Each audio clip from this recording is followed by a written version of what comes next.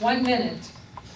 Regarding contracting for city infrastructure projects, how would you balance spending and budget responsibilities with the need to hire Riverside workers first? And we'll begin with Mr. Andrews.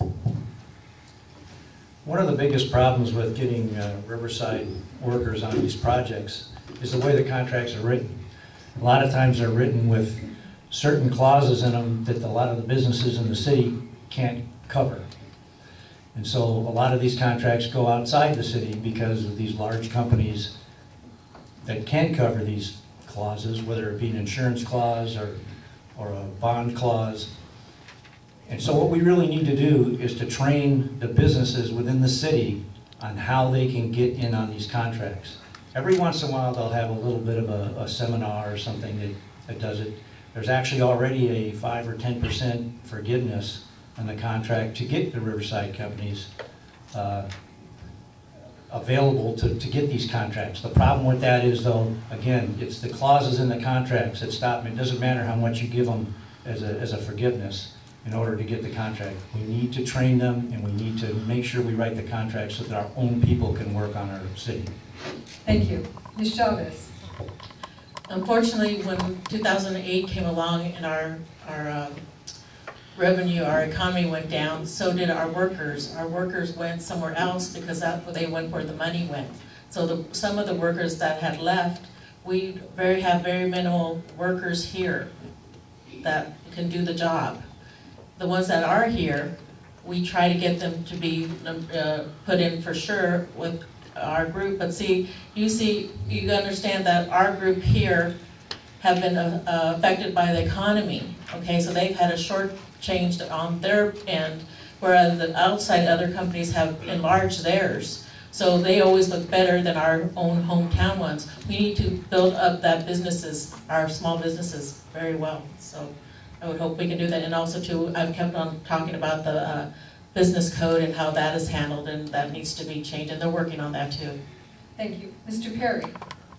We have to be looking at our future. We have to look at our future needs. We have to prioritize what's going to be there and decide how we're going to go about accomplishing that. The workforce is important. We need jobs for everybody across all economic levels within this city. We need to keep jobs not only in this city, but we need to keep jobs in this region. They have to be properly trained. They have to be given career development. But as the jobs go out, we have to educate our local business owners how to do those bids, how to comply with those bids, and make it a mandatory requirement that we hire from within this city, or at the very least within this region. Thank you. Mr. Allen. You have to be able to bond a project. A standard bond on a project is 1.5 times the amount of the project. And when we talk about infrastructure, we're talking storm drains, curb and gutter, streets. You could very easily have a $20 million project, and that contractor has to be able to bond for $30 million if it's a $20 million project. He has to have a history of completing the job on time. And it's all a bid process. Our real issue is the $50,000 purchase orders that they hand out. That's the one that... Thank you. Anyway. You've got a few minutes, 2 seconds. 30 seconds. Oh, okay. Anyway, it's not a problem of trying to put people to work in the area. People that live here probably do work for the major contractors anyway. Just a matter of who's the best qualified for the project. Thank you. Mr. Santori. Well, when they put out the contract, no matter how many contracts are put out there and who applies for it, usually it's the low bidder that gets it. So we get what we're paying for. And in the long run, it usually costs us a lot more. We could put in the contracts that we have a percentage of the people that these contractors that come in have to be hired from Riverside, the city of Riverside. We have to look at those plans, check them to see what is being done. If there's going to be add-ons to that, then we have to go over those and watch how this contract is going to be fulfilled. And it's the contract that has to be read and then looked at carefully on the way how things, because a lot of stuff is just left out in the plans. Thank you. Mr. Mahatatsi.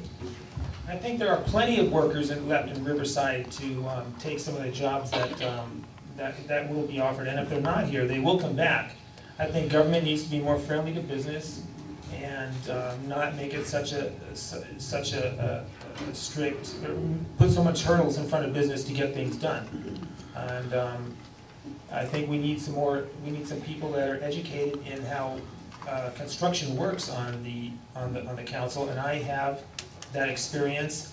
One of the situations I was disturbed with was when they were rebuilding the convention center. They're remodeling the convention center. They came back for another $3 to $5 million because they overlooked something asbestos-wise. And I would not have stood for that. I would not have given them money. First of all, that would not have happened because I would have made sure that the contract was a bit more specific than what they had put in. Thank you.